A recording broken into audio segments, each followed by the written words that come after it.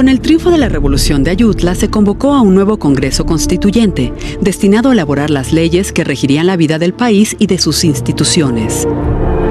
Conscientes del papel histórico que desempeñaban, los liberales propusieron leyes destinadas a erradicar por completo el orden social heredado de la colonia. Entre 1855 y 1857 se emitieron las primeras leyes de reforma, conocidas por los nombres de los ministros que las impulsaron. La Ley Juárez estableció la preponderancia del Estado para impartir justicia, excluyendo a los tribunales eclesiásticos y militares en todos los asuntos del orden civil. Así, el Estado se erigía como garante de la paz pública entre unos ciudadanos caracterizados por la igualdad jurídica. La ley Lerdo obligaba a las corporaciones civiles y religiosas a vender gran parte de sus casas y haciendas, con el propósito de crear un mayor número de propietarios, que generarían riquezas y fuentes de trabajo, lo cual redundaría en beneficio de la hacienda pública. La Ley Iglesias estableció el carácter gratuito de los servicios religiosos para los pobres, evitando con ello su mortificación y endeudamiento al pagar por la celebración de bautizos, bodas y funerales. Las primeras leyes de reforma se promulgaron durante los gobiernos de Juan N. Álvarez e Ignacio Comonfort, quedando incorporadas en la nueva Constitución promulgada el 5 de febrero de 1857. Sin duda, aquella ley contenía preceptos de gran valor y trascendencia. Elevó a rango constitucional los derechos del hombre. Al respecto, declaró que todos los mexicanos son libres desde su nacimiento, con pleno derecho a la libertad de enseñanza, de profesión, de conciencia, de petición, de asociación, de desplazamiento en todo el territorio nacional, así como la garantía de no ser molestados en su persona, sus bienes, su domicilio y su correspondencia, a menos que la acción estuviera precedida por una orden judicial. Por otra parte, ratificó los principios de soberanía popular y gobierno representativo como cimientos del Estado mexicano y estableció el sistema de una república federal con la división tripartita de los poderes legislativo, ejecutivo y judicial.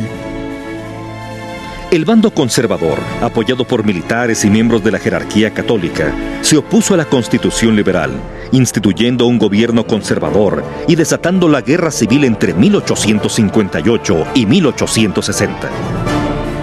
Sin doblegarse, el gobierno de Benito Juárez asumió la legitimidad del gobierno republicano y en un acto de valor y entereza promulgó las leyes de reforma. En 1859 se publicaron las siguientes: la Ley de Nacionalización de Bienes Eclesiásticos, con el propósito de financiar la guerra e incrementar el número de propietarios y contribuyentes. La Ley Orgánica del Registro Civil, que permitió al Estado asumir el registro de los nacimientos, adopciones, matrimonios y defunciones, generando documentos útiles para la identidad jurídica de los mexicanos y para gestiones o trámites personales ante las dependencias de gobierno. La Ley del Matrimonio Civil y la de Secularización de Cementerios, que establecieron un cuadro normativo sobre dos aspectos esenciales, como es la formación de la familia a través del vínculo matrimonial y la regulación de los espacios para el reposo de los difuntos. Mediante la Ley de Días Festivos, se asumió la tarea de programar e instituir un calendario cívico-religioso, común para todo el país, que permitiera el ejercicio de las actividades económicas, el despacho de los asuntos públicos, el disfrute de los días de asueto y la realización de los ritos y fiestas principales del culto católico. En 1860 se decretó la Ley de Libertad de Cultos, que facilitó el camino para la tolerancia de las confesiones religiosas, con la única limitante del respeto a las creencias de los demás, así como la preservación de la moral y de la paz pública. En 1861 se promulgó el decreto sobre la secularización de hospitales y establecimientos de beneficencia, con objeto de administrar las casas e instituciones dedicadas al auxilio de la gente necesitada, a la vez que permitiría establecer nuevos orfanatos, comedores públicos, hospitales y asilos de apoyo a los pobres, los huérfanos, las viudas, los ancianos y los desvalidos.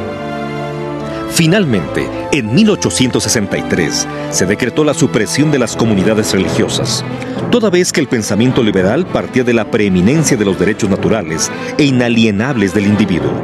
Durante la presidencia de Sebastián Lerdo de Tejada, se incorporaron a la Constitución las leyes de reforma, por una ley emitida el 25 de septiembre de 1873.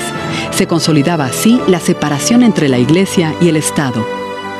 Para nuestro país, las leyes de reforma representaron el intento más decidido de los liberales para instituir una sociedad regulada por el Estado de Derecho.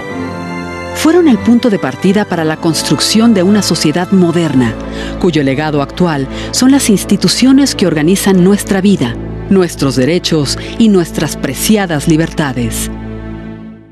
Bicentenario de la Independencia Nacional, Centenario de la Revolución Mexicana, Gobierno Federal.